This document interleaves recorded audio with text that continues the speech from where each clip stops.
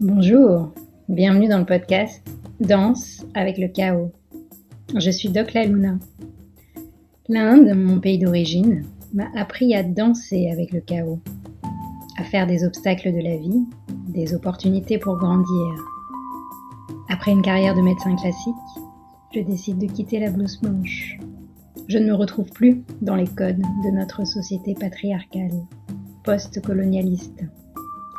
Les sujets qui me passionnent, se réapproprier les sagesses de son corps, de ses sens, de ses cycles, écouter les messages de son âme, incarner sa mission de vie et sa puissance, contribuer à partir d'un espace de guérison et d'alignement, être au service de la vie, déployer sa vision intégrative, incarner sa spiritualité dans ce monde. Ce sont des sujets que j'explore au quotidien avec les femmes de mon école, la Tribe Empowering School.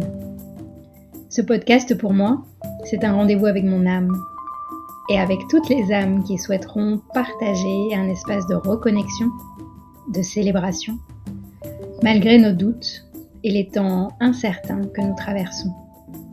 Je vous propose de transformer le chaos qui fait peur en chaos créateur. Namasté.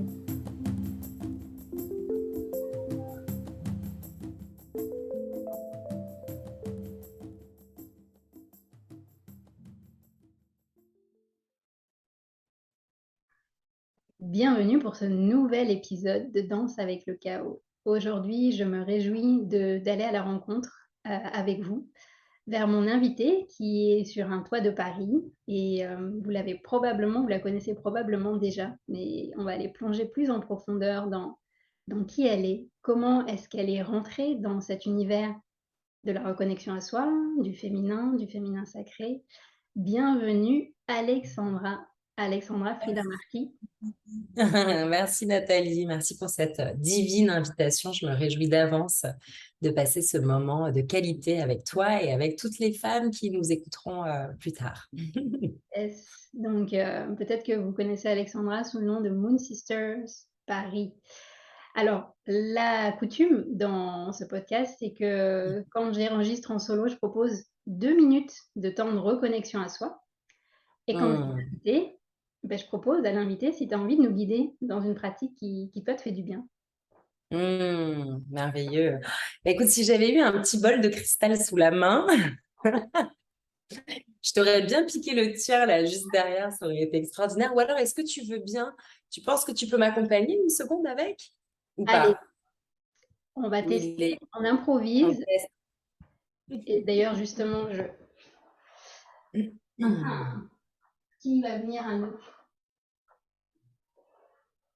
Ouais, ouais, je veux bien que tu le fasses sonner un petit peu. Et puis, je vais inviter chacune. Vas-y, je te laisse lancer la première. Hmm. Je vais inviter donc chacune d'entre nous à se centrer à l'intérieur d'elle-même. Tu peux le faire sonner et le faire vibrer, Nathalie, autant que tu le souhaites.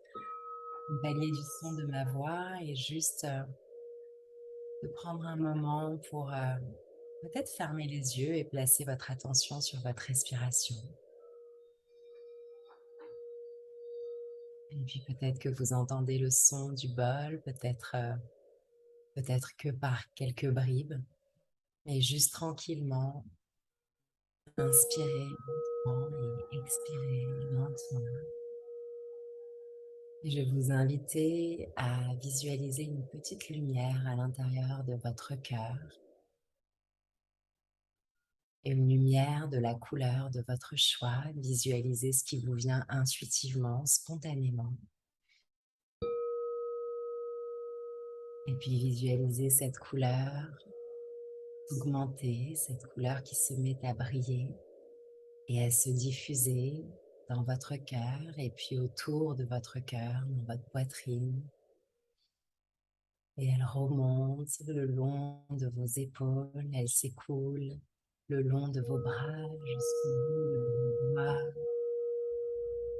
Visualisez cette lumière avec cette couleur brillante qui part du centre de votre cœur et qui petit à petit se diffuse dans votre corps tout entier. et elle vient diffuser une énergie lumineuse, harmonieuse, l'énergie dont vous avez besoin pour ce moment, pour cet instant, pour vous centrer, pour vous ouvrir, pour vous reconnecter. Et puis enfin, visualisez cette couleur qui vient se diffuser dans votre corps tout entier et puis un petit peu au-delà, au niveau de votre aura. Visualisez cette énergie qui vient se répandre tout autour de vous, qui vient se répandre jusque dans la pièce dans laquelle vous vous trouvez. Et si un mot vous vient intuitivement, peut-être une intention que vous souhaitez offrir à votre cœur, à votre corps, à votre âme même, retenez-le, retenez ce mot et placez-le au centre de votre cœur. Et je vous invite à placer vos deux mains sur votre cœur pour sceller ce mot, cette couleur, cette énergie que vous avez créée, un peu comme une prière. Et vous installer dans cet espace-temps. Merci beaucoup. Merci Nathalie de m'avoir accompagnée. Merci Alexandra. C'est tellement bon. J'ai envie de vous Mm. partager mon mot qui, Oui. qui m'est venu. C'est le mot amour. Mm. J'adore. Mm. Et pour la petite histoire, le bol que j'ai joué, alors peut-être que vous l'avez entendu, peut-être pas, c'est les mystères de la technologie. Mais en Ouais. tout cas, c'est un des bols que je me suis offert, grâce à toi, j'ai découvert, puisque on va y venir après, bien sûr. Tout ce que tu offres et tout ce que tu crées, ben, il y a aussi des instruments magiques comme ces bols de cristaux. Mais on va commencer par le début. Alexandra, pourquoi j'ai eu envie de t'interviewer dans ce podcast sur ce sujet de comment danser avec le monde dans lequel on vit, où tout s'accélère, où on a l'impression qu'on a besoin de trouver des repères à l'intérieur, de s'ancrer quelque part. J'ai pensé à toi parce que déjà, donc je te suis sur les réseaux sociaux depuis plusieurs années. On a des thématiques en commun. Je t'ai rencontré la première fois aussi, je suis venue à un de tes cercles de femmes que tu proposais et que tu proposes encore hein, à Paris, dans le 10e. Et j'avais tout de suite euh, j'ai plongé dans l'univers que tu crées et ça m'a fait du bien en fait de venir me déposer dans cet espace. Et donc tu as créé une école aussi, l'école des 13 lunes. Mhm. Et tu crées aussi à travers l'écriture de livres. Moi j'ai eu la chance de lire cet été, je crois que c'est ton premier livre, Femme prêtresse à la rencontre des 13 archétypes féminins qui sommeillent en vous, chez Duno. Mhm. Mais il y a des petits frères et des petites sœurs. Ouais. Et Mhm. voilà, on pourrait continuer la liste de tout ce que tu crées dans le monde, mais venons-en à ma première question, parce que quand on découvre ton univers sur les réseaux sociaux, on a l'impression que tu as toujours été dedans, tu as toujours été dans le féminin sacré, que c'est ta boussole. Mais est-ce que ça a été le cas? Mhm. Euh, je crois que j'ai toujours été euh, dans la cérémonie. Ça, oui. Mm. Vraiment, en remontant comme ça le fil de ma vie et de mon enfance, je me suis vraiment rendu compte que le dénominateur commun, en fait, le fil rouge, ça a toujours été la cérémonie. J'ai grandi en Afrique pendant 10 ans, enfin de 2 ans à 12 ans, et j'ai grandi aux côtés de ma maman là-bas qui était bouddhiste et qui était vraiment très engagée dans sa pratique bouddhiste. Et donc, en fait, j'ai vraiment été bercée au son des mantras pendant toute mon enfance. Je la voyais pratiquer ses rituels. Elle priait, en fait, elle chantait des mantras, mais elle le faisait beaucoup. Enfin, tu vois, elle chantait à raison de 1 voire 2 heures par jour. Elle avait un autel, donc elle faisait brûler de l'encens, elle faisait des offrandes tous les jours, etc.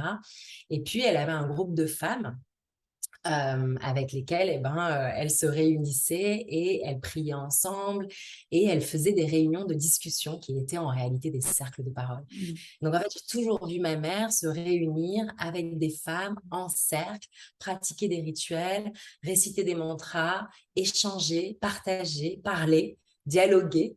Et en fait, et finalement s'encourager, tu vois, avec le mot cœur dedans, hein, s'encourager, s'encourager de cette façon-là.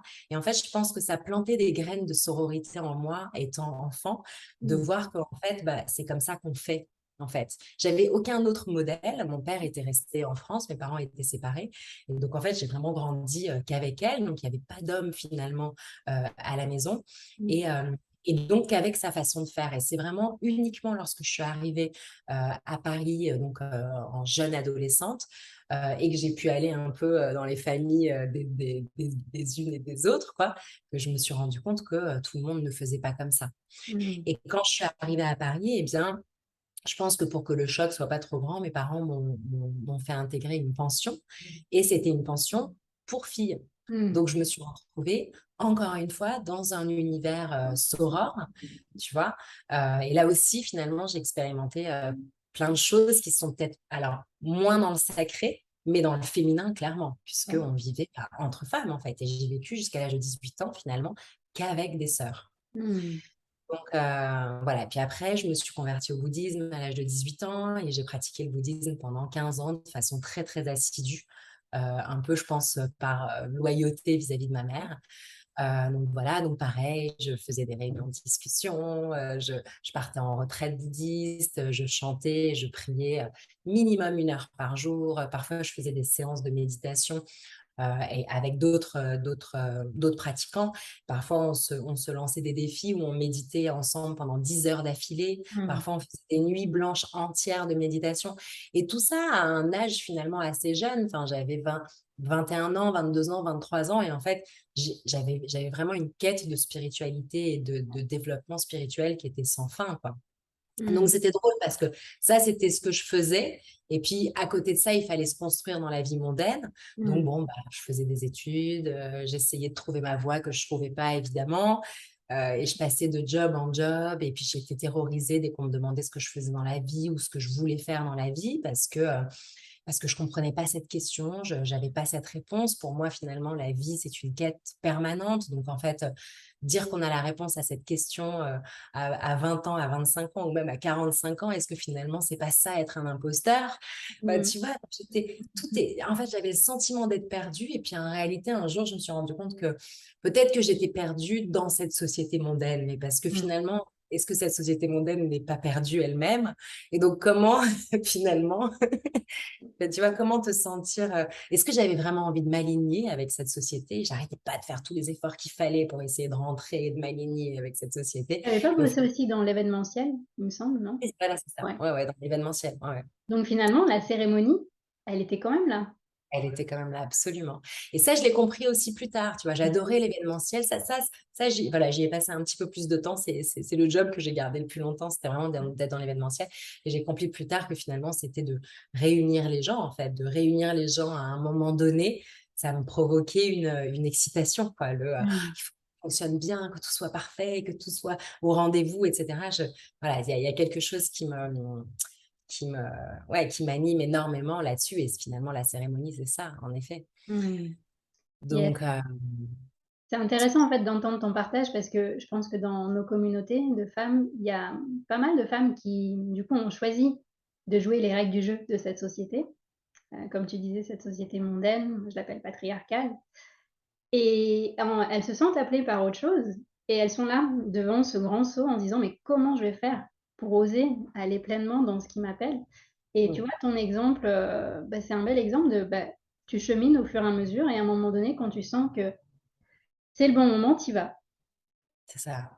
Et toi, comment t'as fait? Ça a été quoi le call, j'y vais? Ben, c'était un pas devant, un pas après l'autre, en fait. Tu commences par suivre ce qui te met en joie. Donc, en fait, tu te rends compte que moi, ma pratique spirituelle, ma sadhana, comme on dit, ma discipline Mm. spirituelle, elle a toujours évolué en fonction de mes cycles de vie. Donc, à un moment donné, c'était le bouddhisme et les mantras. Ensuite, ça a été le yoga. Ensuite, ça a été le chant. Ensuite, ça a été les cercles de femmes. Enfin, voilà.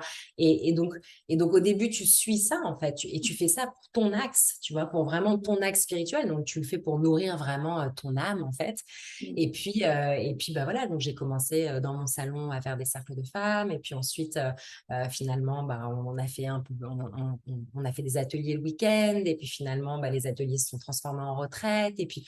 Et au fur et à mesure du temps, eh bien, je me suis rendu compte que bah, peut-être que je pouvais basculer, parce qu'au final, j'avais mon travail plus ça. Donc au final, je travaillais tout le temps, 7 jours Ouais. sur 7. Et généralement le soir aussi. Donc, Mm. c'était merveilleux parce que je considérais que c'était une mission de vie et pas un travail. Donc, j'avais pas cette notion de devoir pointer, etc., enfin, que tu peux avoir au travail. Et voilà. Et donc, et puis, c'était juste avant le confinement mondial de mars 2020. Enfin, voilà, j'ai donné ma démission peut-être une dizaine de jours avant. Ah, t'avais Euh, senti le truc? Ben non, je sais pas, mon âme a dû sentir que c'était le bon Mm. moment. En tout cas, moi, je savais que ça y est, j'avais vraiment, ça y est, j'avais accumulé suffisamment de confiance en moi, Mm. suffisamment d'optimisme, suffisamment de joie aussi pour me dire, allez, quoi, en fait, Mm. autorise-toi à faire ce que tu aimes tous les matins en te levant, quoi, Mm. tu vois. Donc, mais il y a aussi besoin de déconstruire pas mal de choses pour faire ça, hein. Ouais. Je trouve, ouais, on est quand même formaté Mm. à croire que, il faut fournir des efforts dans la souffrance, dans la douleur, qu'il faut se forcer, enfin, tu sais, il y a un formatage un peu là-dessus. Mm. Donc, de se lever chaque jour en faisant ce qu'on aime, c'est comme si on ne le méritait pas ou on n'avait pas le droit de faire. On n'avait pas le droit de le faire, quoi. C'est intéressant ce que tu dis parce que moi aussi je l'ai retrouvé dans mon parcours, je le retrouve dans le parcours des femmes aussi qui décident de créer une vie plus alignée avec elles-mêmes. On a toujours ces résistances, finalement, c'est nos propres croyances, nos propres pensées qui sont nos premiers freins quelque part. Ouais, totalement. Totalement, mais bon, ses propres pensées, c'est quelqu'un qui nous les a. Oui, C'est oui, c'est c'est ça. en tout cas un système de pensée et Mm. de croyances qu'on a hérité, tu vois. Donc, c'est vrai Ouais. que c'est chouette de le déconstruire et d'aller écouter bah, voilà, des podcasts, des personnes inspirantes, des partages d'expériences, etc., pour vraiment s'encourager ensemble et Mm. arriver à déconstruire ça parce que c'est fou, enfin, c'est fou cette culpabilité qu'on peut avoir de vivre de nos rêves et de réaliser nos Mm. rêves. Tu vois, ouais, comme si tout devait se faire dans la souffrance. Et aujourd'hui, enfin, j'ai jamais autant travaillé de ma vie Ouais. que ces 3 dernières années, clairement. Jamais. J'ai jamais autant On va y travaillé de ma vie. revenir parce qu'en plus, tu es maman de 2 filles. Enfin, on va voir. J'ai envie de savoir comment tu fais parce que franchement, quand je regarde tout ce que tu déploies, je me dis waouh. Mais avant d'arriver à cette question-là, est-ce que tu penses, comment toi tu perçois dans l'univers du féminin sacré, moi j'entends des femmes qui disent oui, mais le féminin sacré c'est pour les femmes, le masculin sacré c'est pour les hommes. Est-ce que tu sens que c'est aussi polarisé ou est-ce que c'est une autre lecture que tu proposes? Non, non, non, je pense pas que ce soit aussi polarisé. Je pense malgré tout que Euh, je pense qu'il y a une temporalité pour tout dans cette belle épopée féminine qu'on est en train de vivre finalement, les femmes qui nous libérons les unes les autres en réalité, hein, depuis, tu vois, tous ces mouvements féministes, etc. C'est aussi des grands mouvements de libération. Donc, il y a eu les grands mouvements féministes où il a fallu se battre pour obtenir nos droits, etc. Ensuite, il a fallu bah, mettre des pantalons, montrer aux hommes qu'on était égales, etc. Enfin, tu vois, il y a eu des très grands mouvements et chaque médecine correspond à l'état en fait de la société au moment où elle s'y trouve en fait, tu vois. Et j'ai le sentiment que là, voilà, là on arrive à ce qu'on appelle le féminin sacré, c'est que en réalité on revient à ce côté sacré du féminin, donc tout ce qui est rituel, cérémonie, tout ce qui est vivre pleinement en fait les cycles et les saisons, etc. Et j'ai le sentiment que dans ça, juste le temps que ça s'installe, j'ai ressenti qu'il y a certaines femmes qui avaient besoin d'abord d'être en cercle, en femme, sans la présence des hommes. D'abord pour commencer un tout petit peu à déposer ce qu'elles avaient besoin de déposer, commencer ce chemin de guérison entre femmes, retrouver ce que c'était qu'une sororité, parce que les femmes ont été très longtemps divisées et liguées les unes contre les autres, et c'est bien souvent la présence des hommes en fait qui créait ça. Moi, je l'ai vraiment remarqué en pension, ça, hein. J'ai vraiment remarqué que quand j'étais en pension pour filles, et qu'il n'y avait pas d'hommes, on s'entendait toutes très bien, on était mortes de rire, on avait les cheveux gras, on se maquillait pas, on s'éclatait les points noirs les unes des autres. Et dès que on se retrouvait le week-end à une fête et il y avait des hommes, etc., là, soudainement, la sororité était complètement brisée. Ça parlait derrière le dos l'une de l'autre, etc. Et La en fait, concurrence. d'un coup, la concurrence se mettait en route. Donc, j'ai vraiment eu le sentiment que d'abord, pour retrouver cette sororité et vraiment sentir qu'on peut se faire confiance entre sœurs et qu'on peut se déposer notre vulnérabilité, etc., compter les unes sur les autres, il fallait d'abord que ça se fasse sans la présence des hommes dans ce cercle. Et là, maintenant, je sens que la porte est en train de vraiment de s'ouvrir, qu'il y a une guérison à faire avec la présence des hommes, une présence vraiment bienveillante, voilà, que c'est extraordinaire de pouvoir témoigner, écouter, être entendu, parler et de se retrouver tous ensemble. Ceci étant dit, moi, je ne l'ai pas encore fait dans mes cercles, donc je n'ai pas encore accueilli de Moon Brothers et, euh, et j'adorerais le faire et je pense que c'est bientôt à l'ordre du jour. Mais voilà, je n'ai pas, c'est pas Ouais, encore arrivé, mais ça va pas tarder. exactement. Et puis, ouais, j'ai le même constat que toi, puisque je travaille essentiellement avec des femmes et on me pose souvent la question, mais les hommes, alors ils n'ont pas accès à leur féminin? C'est pas ça en fait. C'est comme tu dis, ça me parle complètement. En tant que femme, on a été blessées dans notre féminin et peut-être qu'on a une sensibilité plus accrue pour déjà se réunir entre nous, guérir et guérir aussi notre masculin, puisqu'on a aussi un masculin en nous, blessé. Et en faisant cette alchimie déjà à l'intérieur de soi, de notre féminin, de notre masculin, quand des hommes sont prêts, il y a une rencontre possible des deux féminins, des deux masculins et c'est un beau travail alchimique.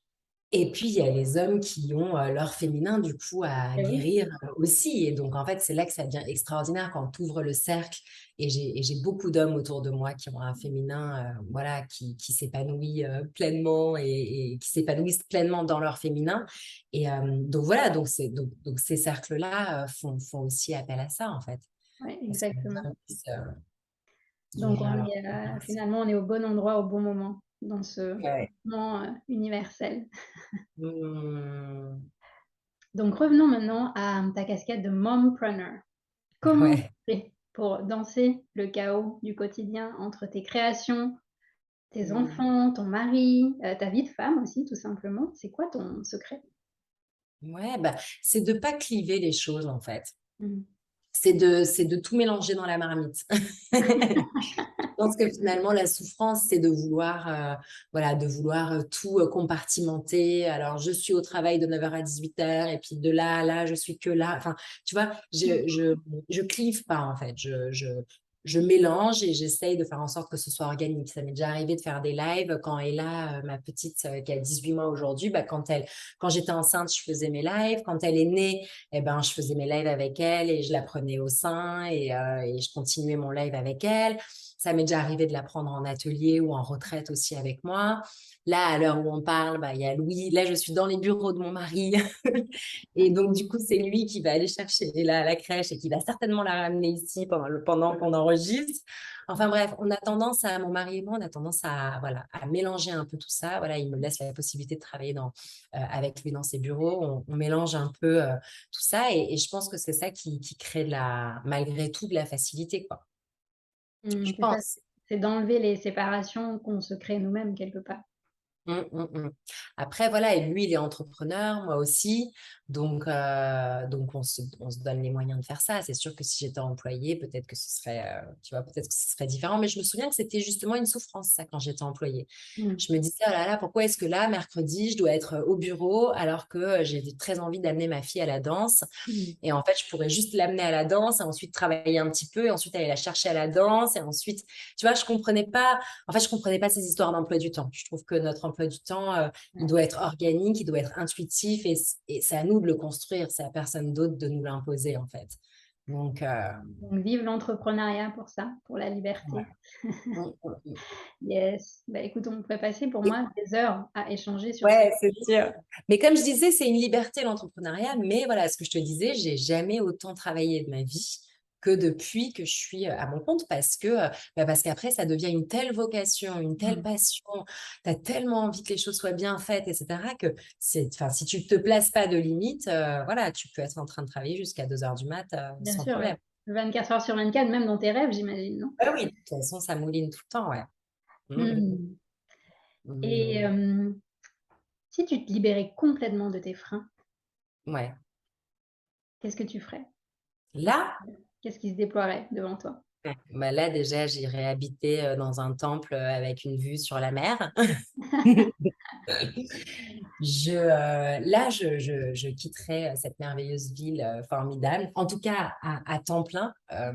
J'y reviendrai pour m'amuser, pour voir toutes les personnes que j'adore ici, évidemment. Mais là, j'ai qu'une seule envie, c'est d'aller m'installer sur une colline face à la mer et de planter un temple là-bas, un temple de la déesse et du féminin en réalité, mais en invitant les hommes dans leur féminin. Enfin, tu vois, j'aimerais vraiment voilà, un temple du féminin, mais donc c'est pas genré, hein, bien sûr. Et voilà, et puis on passerait notre vie à faire des cérémonies, des soundbaths, aller nager avec les dauphins, euh, voilà, à manger Eh des beh, fruits. écoute, j'en ai des frissons, donc je vous propose, toutes les personnes qui nous écoutent, on envoie des bonnes vibes à Alexandra pour que son rêve se réalise et puis que tu nous invites dans ton temple. Ouais, bah oui, voilà, ce serait le but. Merci Nathalie. Yes, donc pour terminer cet épisode, j'aime bien prendre un petit temps pour savoir un peu, en dehors de ce rêve qui va commencer à se matérialiser, quels sont les autres moyens de venir découvrir ton travail? Qu'est-ce que tu offres au monde? Ouais, ben, donc j'ai mon site web moonsistersparis.com, j'ai mon petit site Instagram, ma newsletter. Et en général, bah, il y a toujours des cercles de femmes ou alors des ateliers. Ouais, il y a toutes sortes d'ateliers, il y a des retraites aussi. Je fais des initiations pour celles qui veulent apprendre à faciliter des cercles de femmes. Je fais aussi des initiations pour apprendre à faciliter des cérémonies de passage.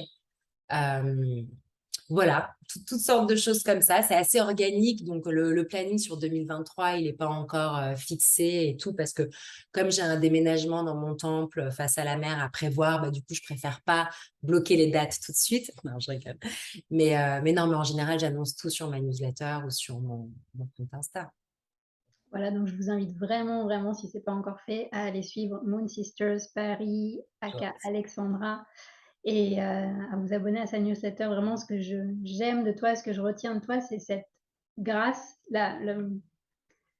la volonté de beauté dans tout ce que tu fais, dans tous tes Mm, partages, dans tous tes visuels. Et vraiment, ça fait du bien au cœur. merci Nathalie, t'as C'est un peut-être pour ange. ça que le mot amour m'est venu en début de notre épisode. Merci Nathalie. Merci beaucoup pour cette invitation, ça me touche énormément. Bah, écoute, Et merci à je toi. vais vous retrouver pour plein d'autres choses. Yes, avec grand plaisir. Et vous, n'hésitez pas, si vous voulez nous partager, nous commenter comment vous avez vécu cet épisode, qu'est-ce que ça vous a fait. N'hésitez pas à partager sur les réseaux sociaux. On sera ravis de pouvoir vous lire. Un grand merci et on vous souhaite une belle danse dans le chaos. Si vous avez aimé cet épisode, s'il vous a fait du bien, n'hésitez pas à liker, commenter, vous abonner sur votre plateforme d'écoute ou sur YouTube. Et n'hésitez pas à partager aussi. Peut-être que vous avez des personnes autour de vous à qui ça fera du bien. C'est grâce à vous que j'espère ce podcast pourra toucher toutes les personnes qui ont envie d'œuvrer dans ce nouveau monde qui va naître du chaos. Merci.